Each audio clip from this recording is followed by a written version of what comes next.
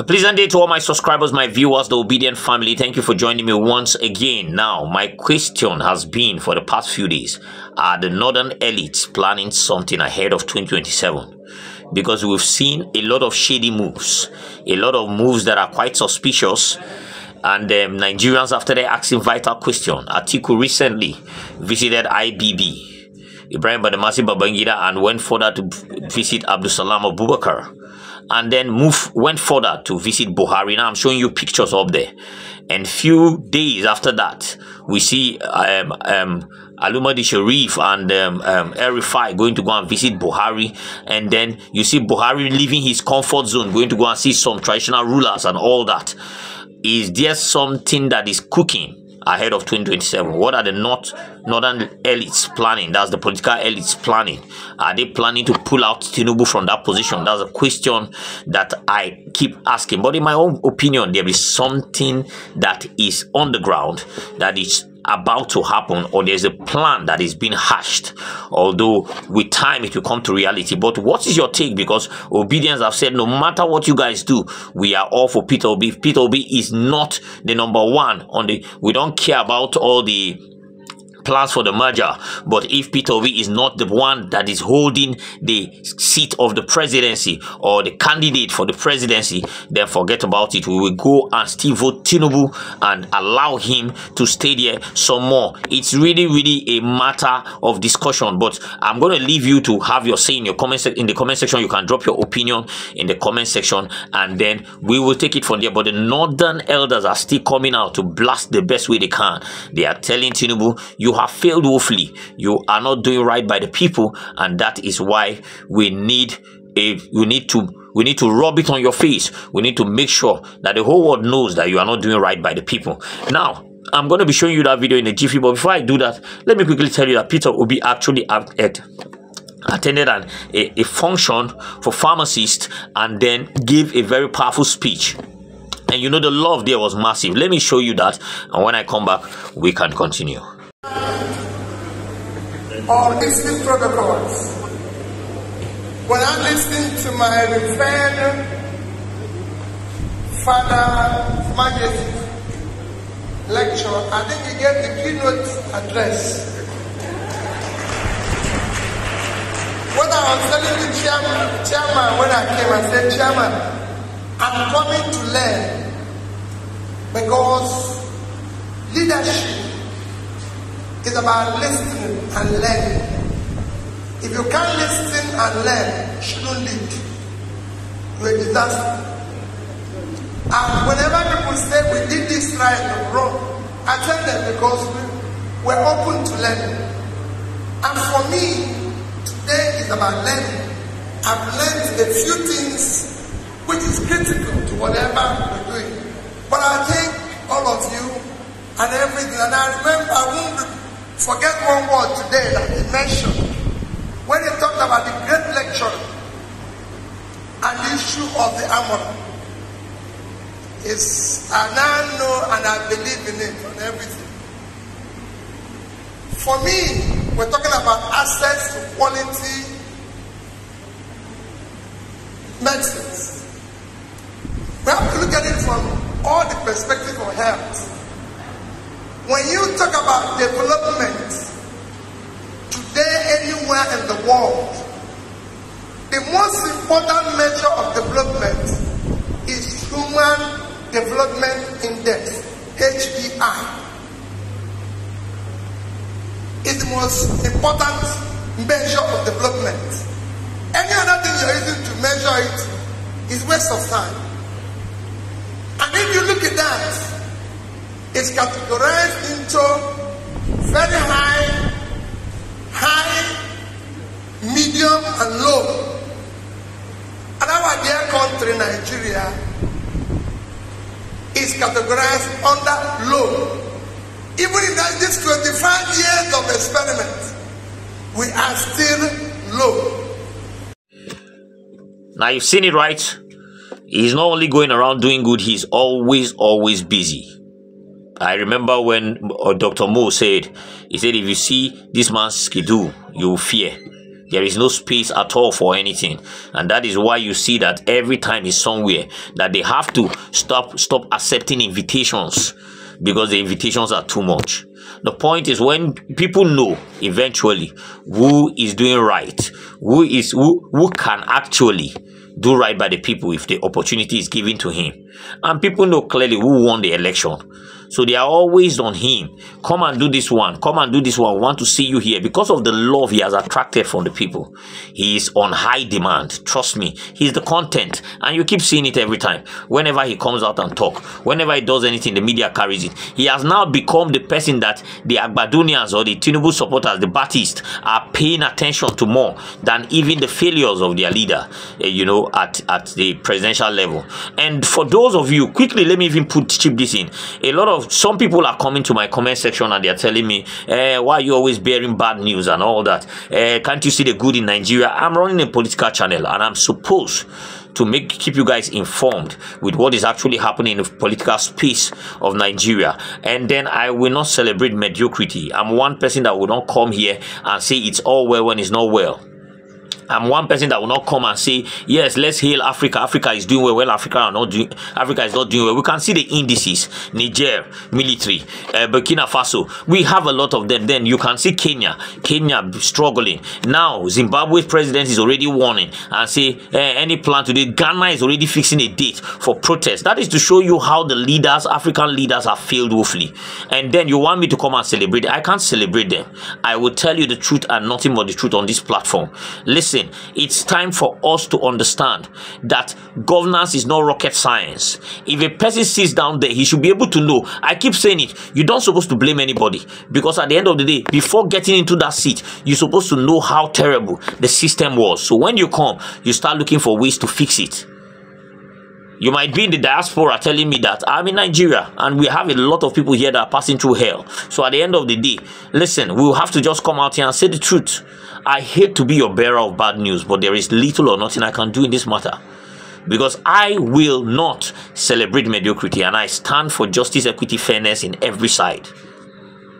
And I stand with the people, and definitely when it comes to issues like this, I will definitely speak my truth.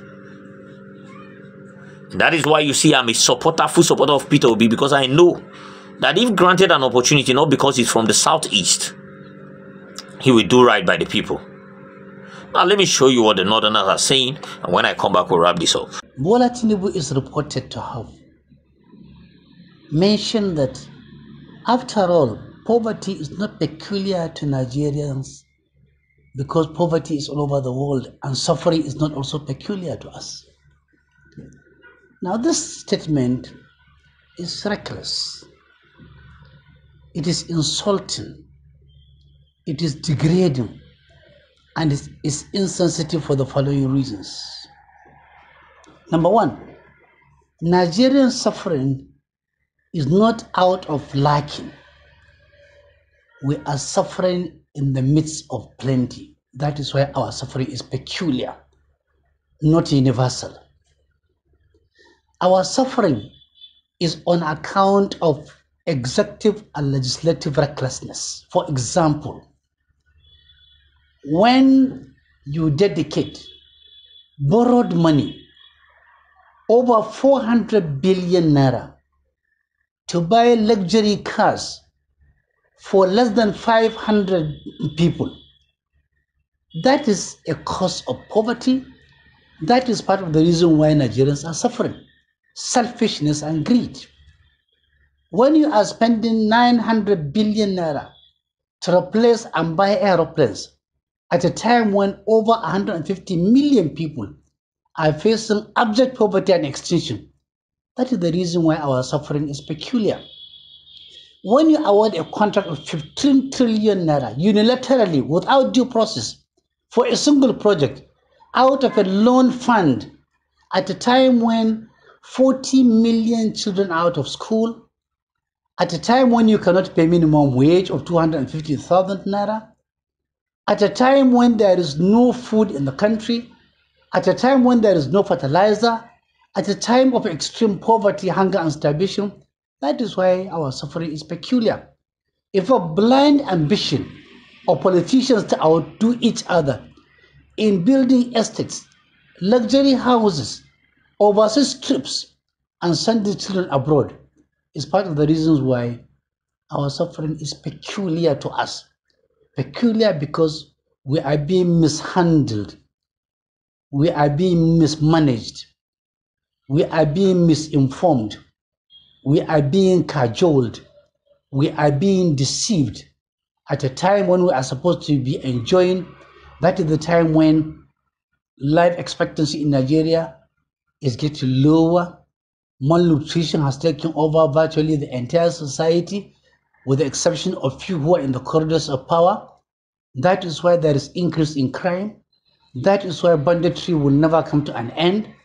And that is why people are angry, they are hungry, they are aggrieved, they are traumatized, and they are praying. Our prayer shall be answered with precision, and a day will be coming soon. You've seen it right. You've heard. A lot of people feel that, oh, we complain too much. You don't provide solutions. One of the major medium of holding a government responsible is to show them their failures. They are supposed to know what the people feel about what they are doing. It's quite unfortunate we don't have a listening government. I made a video, I think 2 days ago, where I said a young man complained about certain things on the social media platform in Abia State. And then Dr. Alex Oti actually went to go and see it. And boom, he started fixing it. If we had a president that listens, a lot of the problems he would have been able to solve. Why? Because every day people come up with solutions. Every day Peter Obi makes statements, come up with solutions. Every day you get people granting interviews in media houses saying, okay, we can walk this thing towards this direction. But we are in a country where, one, it is not only him that is governing. We have a cabal that are bent on making sure that nothing really works in this country. You could hear Dangote speaking that the powers that be are the ones that are actually fighting the refinery. No matter how you want to try to make it soft, Nigerians, I have said this times without number, that Nigerians are great people. They are brilliant. They have everything there is. God blessed us with wisdom, a very powerful place. Oyibo, then they look for this kind of land, they know Siam, where anything we put for ground, they grow. Mineral resources and everything. Africa is even blessed. The biggest problem we have is the rulers. And I keep saying it, I will not come here and now start making it look nice.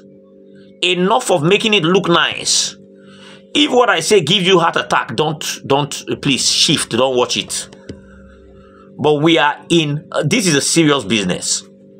We can't keep playing gimmicks around this whole thing. This person, one of my viewers wrote a very long, epistle or whatever it is to me. I was saying that governance, P2B supported P2B, but P2B have lost, and then no problem. We should just continue. No. If P2B was still won, if P2B had won and is in that office, I will still hold him responsible. Whenever he does something that is not right, I'll come out and say, P2B, this one didn't go well. You don't put people in seat of power and keep quiet. When you put them in the seat of power, your work is to hold them responsible. Hold them to account for what they said. And that is why you see Kenyan youth fighting. Because this is not what Ruto promised them. They said, okay, we've had enough. You didn't tell us you were going to do this. You are failing. So our job is to consistently hold people we put into power to account. If you think that is a bad way of I don't even know what to call it. If you think I'm doing wrong, then I don't know. Because a lot of people want to just go back to their comfort zones when things are going all wrong. 4 years later, they come back, vote, and go back to their no.